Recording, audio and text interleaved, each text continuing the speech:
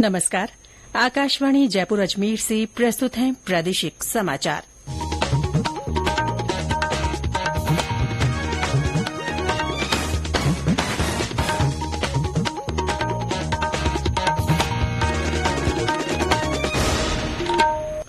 समाचारों के साथ मैं ऋतिका गुप्ता।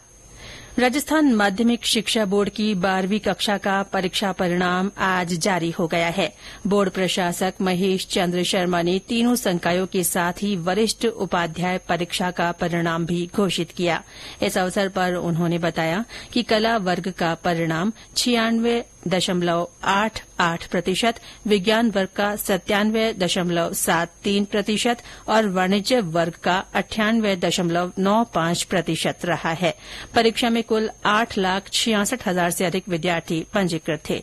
परीक्षा परिणाम बोर्ड की वेबसाइट पर उपलब्ध है। उन्होंने बताया कि इस बार भी छात्राओं का परिणाम छात्रों से ज्यादा रहा।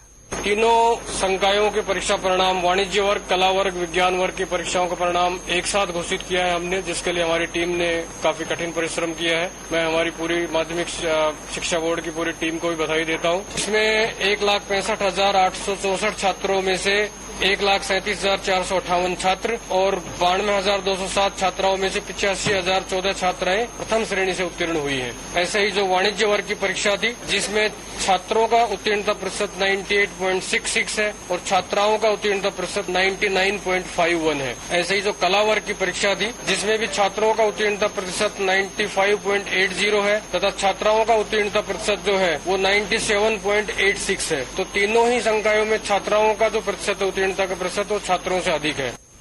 समूचे प्रदेश में भीषण गर्मी और लू का दौर बना हुआ है। मौसम केंद्र जयपुर के अनुसार पिछले 24 घंटों में 8 शहरों का तापमान 46 डिग्री सेल्सियस से ऊपर दर्ज किया गया। वहीं 19 शहरों में दिन का तापमान 45 डिग्री रिकॉर्ड हुआ। दिन के साथ ही रात के तापमान में बढ़ोतरी से जनजीवन पर व्यापक असर पड़ रहा है।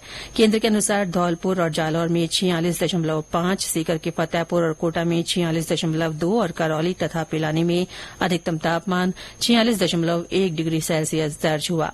भरतपुर, अलवर, जयपुर, बाड़मेर, जैसलमेर, जोधपुर, फलौदी, चूरू, डूंगरपुर और हनुमानगढ़ में दिन का तापमान 45 से 46 डिग्री सेल्सियस के बीच बना रहा।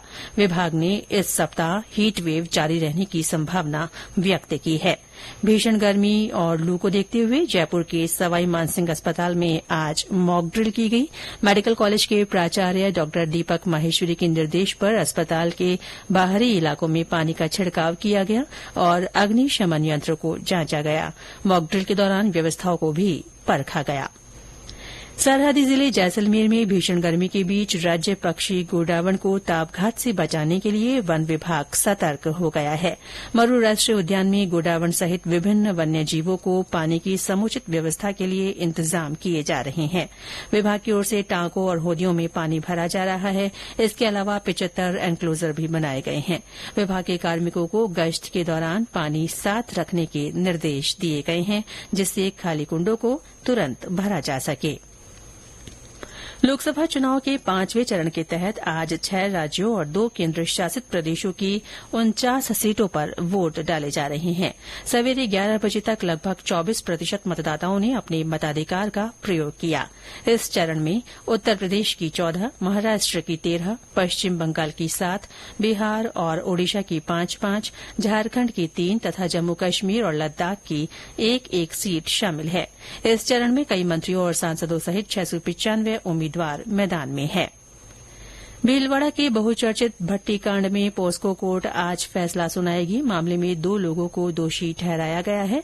इन लोगों पर नाबालिग के साथ गैंग रेप कर उसे जिंदा कोयले की भट्टी में जलाने का अपराध सिद्ध हुआ है। कोर्ट के फैसले को देखते हुए न्यायालय परिसर में भारी पुलिस बल तैनात है। अलवर शहर में अवैध रूप से चल रहे ई रिक्शा के खिलाफ परिवहन विभाग ने अभियान चलाकर ई रिक्शे जब्त किए। परिवहन अधिकारी विजेंद्र कुमार मीणा ने बताया कि शहर के लोगों को ई रिक्शा की वजह से काफी समस्याओं का सामना करना पड़ रहा है।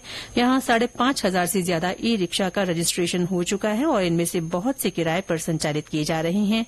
इस वजह से ट्रैफिक जाम की समस्या आम होने लगी है। इसके साथ ही प्रादेशिक समाचार बुलेटिन समाप्त हुआ। नमस्कार।